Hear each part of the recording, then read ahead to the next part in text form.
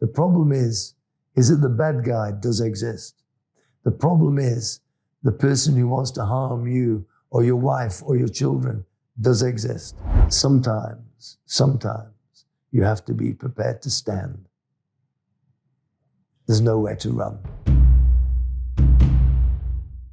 How would you handle the ethic dilemma of applying lethal techniques versus the moral duty of preserving life?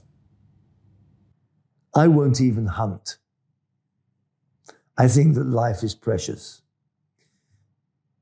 because I don't believe that you can go through a stage of your life where you hunt other humans and then accept that it is okay to hunt anything. It's not okay. It's not okay at all. The problem is that wars do exist. The problem is that the bad guy does exist. The problem is the person who wants to harm you or your wife or your children does exist. And you have to be at the gate. You have to be at the gate. And you can only be at the gate if your technique, knowledge, and understanding is sufficient. And there's been a lot of nonsense, a lot of this and that and arguments and so on about whether there was such a thing as female samurai.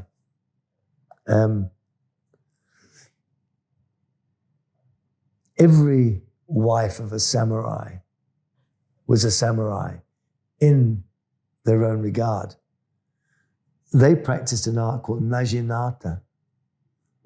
It's like the yari, which the samurai use, but it's got the curved blade and a particularly shortish handle. And the reason it's a specific length is it allowed the woman to fight with this weapon within the confines of her home. She was trained and tasked to protect the home in the case of war and invasion. And she did. If that isn't samurai, I don't know what is.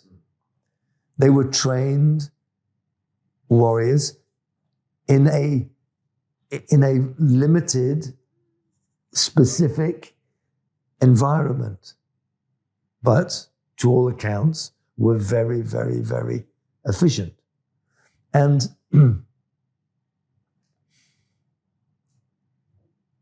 they didn't apply lethal techniques for the joy of it. They practiced lethal techniques to protect their home and their children. Okay. Now you may say, well, okay, soldiers go to war and they're not protecting their home. Well, actually, in most instances, they are. They're fighting for their country, perhaps, probably. The problem is that politicians create wars and send other people's sons to war. They very seldom send their own. And as an ex-soldier, I think I'm entitled to say that. But I think that you can be a soldier and you can still maintain ethics. There are times when lethal techniques have to be applied, but that should be the exception rather than the rule. But you still have to be efficient. You still have to be able to do it. It doesn't matter whether, look, I don't believe that there are very, very, very few soldiers that enjoy war. It's not like the movies. It's not even like The Longest Day or Saving Private Ryan. It's not like that.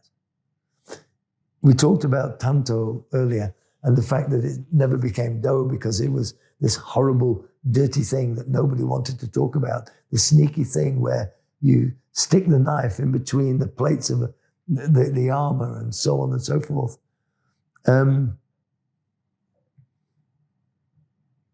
War's not pretty. War's not Nobody benefits from it, except maybe 1 or 2 billionaires. But the reality is wars do occur. And sometimes you have to stand at the gate. So I love people and I believe in the preservation of life. But I do believe that sometimes you have to be prepared to stand. There's nowhere to run.